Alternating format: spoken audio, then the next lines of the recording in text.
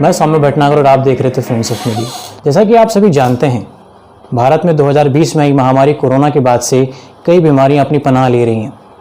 कुछ बीमारियां ऐसी हैं जिनको होते हुए भी लोग नहीं समझ पाते, जिसमें से एक है डिप्रेशन, जिसके कारण कभी लोग समझ नहीं पाते हैं तो कभी उनको पता नहीं होती कि क्या क्या इसके कारण होते हैं। आज इसी के बारे में हमारे बीच बात करने के लिए मौजूद हैं श्री दिनेश खंडेलवाल जी, जो कि DMIT एक्सपर्ट हैं। मैं सर का हार्दिक स्वागत करता हूं फ्रेंड्स ऑफ मीडिया। धन्यवाद। तो आइए चर्चा को आगे बढ़ाते हैं और जानते हैं क्या इस कारण होते हैं डिप्रेशन के। तो सर, मेरा पहला सवाल आपसे ये है कि DMIT क्या होती है? DMIT को समझना है तो पहले इसके फुल फॉर्म को जान लेते हैं। DMIT का फुल फॉर्म होता है डर्मेटोग्लाइफिक्स मल्टीपल इंटेलिजेंस टेस्ट। डर्मेटोग्लाइफिक्स दो शब्दों से मिलकर के बना है, डर्मा और ग्लाइफिक्स। डर्मा यानी हमारी स्किन और ग्लाइफिक्स उसके ऊपर बनी हुई कार्विंग्स यानी कि प्रिंट्स, हमारे फिंगरप्रिंट्स। मल्टीपल इंटेलिजेंस का मतलब है विभिन्न प्रकार की बौद्धिक क्षमताएं। तो डर्मेटोग्लाइफिक्स यानी कि हमारे फिंगरप्रिंट्स के माध्यम से हम हमारी जो बौद्धिक क्षमताओं को जानते हैं उसे हम बोलते हैं dermatoglyphics multiple intelligence test. Sir, brain mapping क्या होती है? क्या ये भी DMIT के अंतर्गत आती है? हाँ बिल्कुल, ब्रेन मैपिंग को हम DMIT बोल सकते हैं क्योंकि DMIT के जरिए ही हम ये जानते हैं कि हमारे ब्रेन की स्ट्रेंथ क्या है, हमारे ब्रेन के जो 10 लोब्स हैं उनके टाइप्स क्या हैं और वो कैसे काम करते हैं। सर, फिंगरप्रिंट्स क्या होते हैं? कि ये ज्योतिष विद्या के अंदर आते हैं या कुछ विज्ञान है इसके पीछे? इसके पीछे वैज्ञानिक कारण हैं। जब कोई बच्चा अपने माँ के गर्भ में होता है तो 12वें से 13वें हफ्ते मदर का गेस्टेशन पीरियड स्टार्ट होता है। जब मदर का गेस्टेशन पीरियड स्टार्ट होता है तब बच्चे की कुछ चीज़ें बनना शुरू होती है, जिसमें से एक होता है ब्रेन, दूसरा होते हैं फिंगरप्रिंट्स और तीसरा आंखों की कॉर्निया के प्रिंट्स। जब बच्चा पैदा होता है तो ये तीनों चीज़ें वो फुल्ली डेवलप्ड लेकर के पैदा होता है। जीवन पर्यंत इनके अंदर कोई बदलाव नहीं होता। सर, मानसिक क्षमता तो बढ़ती घटती रहती है, ऐसी कौन सी मल्टीपल इंटेलिजेंस है जिसके बारे में हम जान सकते हैं? इसको हम पहले इस तरीके से समझ लेते हैं कि हम जब बाजार से कोई लैपटॉप या मोबाइल खरीद के लेके आते हैं तो उसके अंदर दो चीज़ें होती है, एक होता है हार्डवेयर और दूसरा होता है सॉफ्टवेयर। हार्डवेयर जो उसका कॉन्फ़िगरेशन है वो कंपनी से तय होकर के आया है, जिसे हम चेंज नहीं करते, और सॉफ्टवेयर हम जो चाहें वो उसके अंदर डाल सकते हैं। तो यही फ़र्क होता है कि जो हम चेंज करते हैं पूरे जीवन में, वो जो इनपुट्स उसके अंदर डालते हैं वो चेंज होता है, लेकिन ब्रेन का जो टाइप होता है और ब्रेन का जो फॉर्मेशन होता है उसमें कभी कोई बदलाव नहीं होता। इससे और क्या क्या जाना जा सकता है? कि हम 10 जो इंटेलिजेंस हैं किसी व्यक्ति की उसके बारे में जानते हैं, जिसमें इंट्रापर्सनल इंटेलिजेंस है, इंटरपर्सनल इंटेलिजेंस है, लॉजिकल इंटेलिजेंस है, किसी भी व्यक्ति की इमेजिनेशन उसके अंदर आ जाती है, फिर gross motor skill, fine motor skill, linguistic intelligence, इसके बाद म्यूजिकल इंटेलिजेंस, नेचुरलिस्टिक इंटेलिजेंस और स्पेशल इंटेलिजेंस। ये सारी इंटेलिजेंस इससे पता लगती है। साथ ही इसके अलावा हम इससे ये पता कर सकते हैं कि जिस व्यक्ति की ये रिपोर्ट निकाली गई है उसकी पर्सनालिटी कैसी है। तो जो पर्सनालिटी उसे भगवान ने दे करके भेजी है उसके हिसाब से उसे किस बात का ध्यान रखना चाहिए। यदि हम किसी बच्चे की ये रिपोर्ट निकालते हैं तब हम इस बात का ध्यान रखते हैं कि जिस तरह की उसकी पर्सनालिटी है उस हिसाब से उसके पेरेंट्स को किन किन बातों का ध्यान रखना चाहिए उसका लालन पालन करने में। साथ ही हम ये जान सकते हैं उसकी स्पेसिफिक लर्निंग स्टाइल क्या है। हम व्यक्ति की एक इंटेलिजेंस डोमिनेंस में होती है, ऐसा कई बार यह भी होता है कि तीनों बराबर होती हैं, पर अधिकतम यही माना जाता है कि एक या दो उसके डोमिनेंस में होती है। तो जो उसके डोमिनेंस में है, यदि हम उस तरीके से उस बच्चे को पढ़ाएंगे तो वो बच्चा बहुत अच्छे से पढ़ सकता है। जैसे कि हम बचपन से देखते आए कि कुछ लोग ये कहते थे कि आप देख करके पढ़ो, देख करके चुपचाप रह करके पढ़ो। कुछ लोग ये कहते थे कि आप बोल बोल करके लाउडली पढ़ो, इससे आपको ज़्यादा समझ में आएगा। कुछ लोग ये कहते थे कि आप लिख लिख करके पढ़ो, इससे आपको ज़्यादा समझ में आएगा। मेरी समझ से उनके अंदर उनमें से गलत कोई भी नहीं था, लेकिन वो जो बताते थे वो खुद के अनुभव के आधार पर बताते थे। यदि हम ये रिपोर्ट निकालते हैं तो हमें ये पता लगता है कि उसकी स्पेसिफिक लर्निंग स्टाइल क्या है और उसके ऊपर काम किया जा सकता है। साथ ही हमारे कई क्वेश्चन लेवल होते हैं। जनरली हम केवल IQ के बारे में बात करते हैं, यानी कि इंटेलिजेंस क्वेश्चन, लेकिन इंटेलिजेंस क्वेश्चन के अलावा क्रिएटिव क्वेश्चन भी होता है, इमोशनल क्वेश्चन भी होता है, और सबसे इंपॉर्टेंट एडवर्स क्वेश्चन यानी विपरीत परिस्थितियों में खड़े रहने की क्षमता। इस टेस्ट के द्वारा हम ये पता लगा सकते हैं कि किसी भी व्यक्ति की विपरीत परिस्थितियों में खड़े रहने की क्षमता कैसी है। यदि किसी की विपरीत परिस्थितियों में खड़े रहने की क्षमता नहीं है, एडवर्स क्वेश्चन उसका वीक है, तो डेफिनेटली या तो वो डिप्रेशन में जाएगा या उसके अंदर सुसाइडल टेंडेंसी आएगी। एक बात निकल के सामने जो आती है वो ये आती कि बच्चा जैसे पढ़े उसको पढ़ने देना चाहिए, उस पर कुछ थोपना शायद उसके लिए भारी हो सकता है। सर, किन लोगों को ये टेस्ट करवाना चाहिए, आप किन्हें प्रेफर करते हैं? देखिए, मेरे हिसाब से तो ये टेस्ट जो है वो सभी के लिए बहुत ज़रूरी है।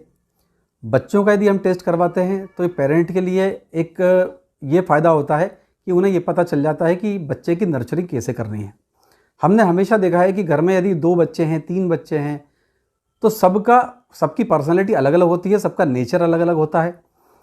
तो जाहिर सी बात है कि जब बच्चे का नेचर और पर्सनैलिटी अलग अलग है तो उनकी जो नर्चरिंग है वो भी अलग अलग तरीके से ही होना चाहिए।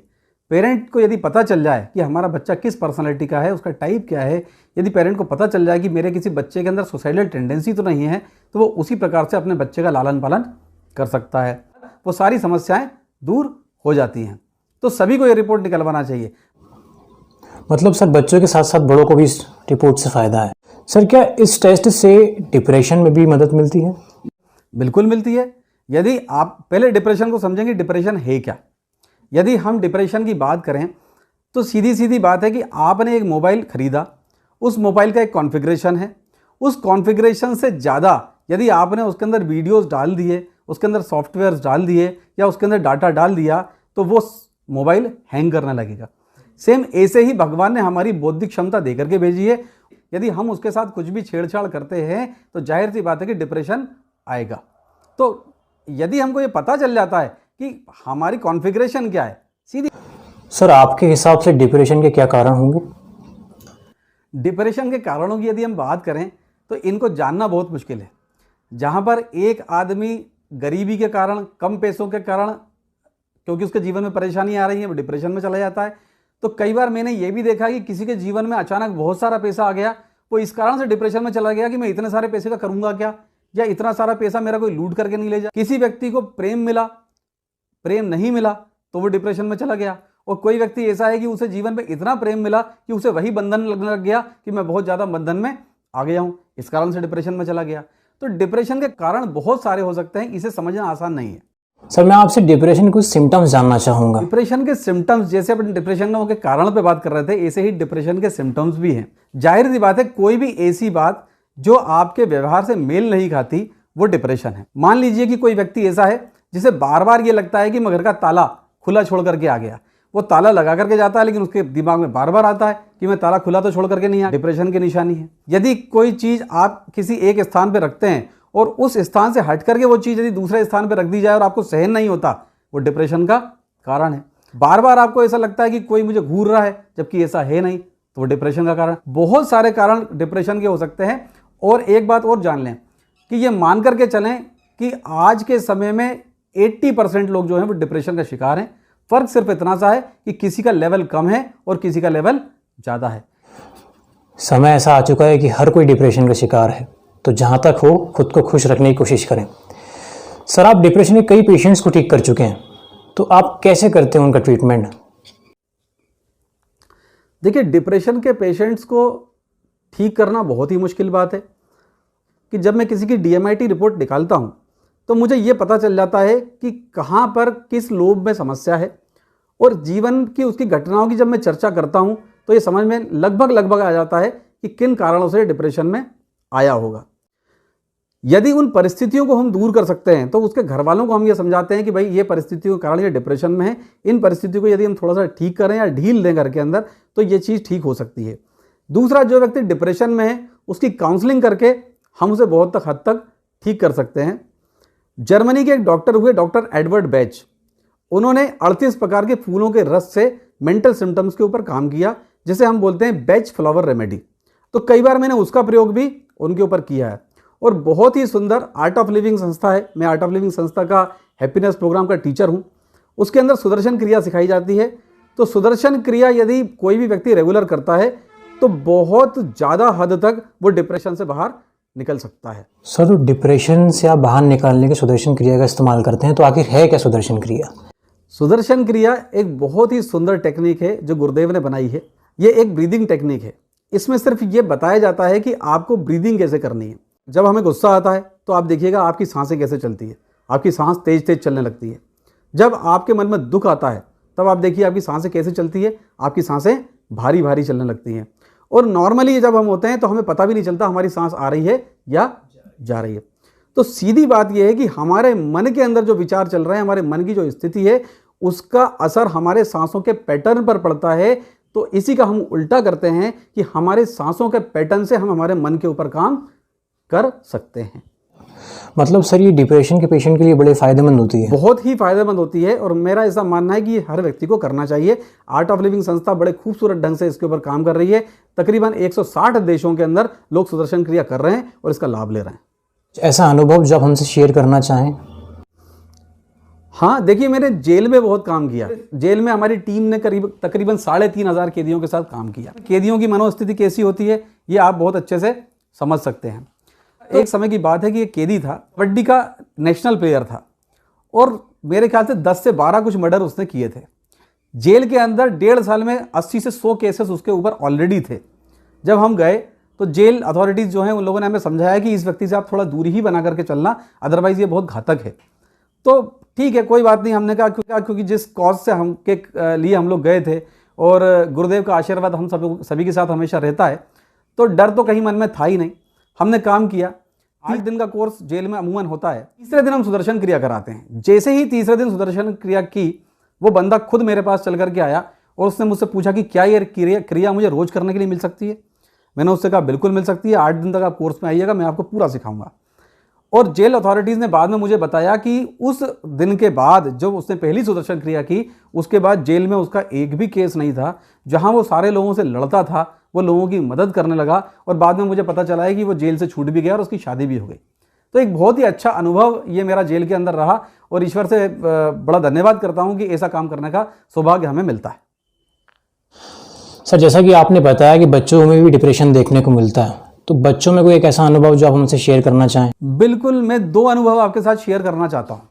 एक अनुभव तो मेरा ये है कि एक बार एक 5 साल का बच्चा मेरे पास आया, जिनके पेरेंट्स मुझे ये कह करके लेकर के आए थे कि इसको शायद किसी भूत प्रेत का साया है और हम किसी को दिखाने के लिए लेकर के जा रहे हैं। मैंने पूछा क्या कारण होते हैं, तो उन्होंने मुझे कारण बताया कि ये बच्चा एकदम से नींद में उठता है, यहाँ वहाँ भागने लगता है या एकदम से चिल्लाने लगता है, डर जाता है। मैंने उसकी DMIT रिपोर्ट निकाली। DMIT रिपोर्ट निकालने से मुझे साफ तौर पे पता चला कि इसकी इंटेलिजेंस बहुत तेज़ी से काम करती है और बहुत तेज़ी से बढ़ती है।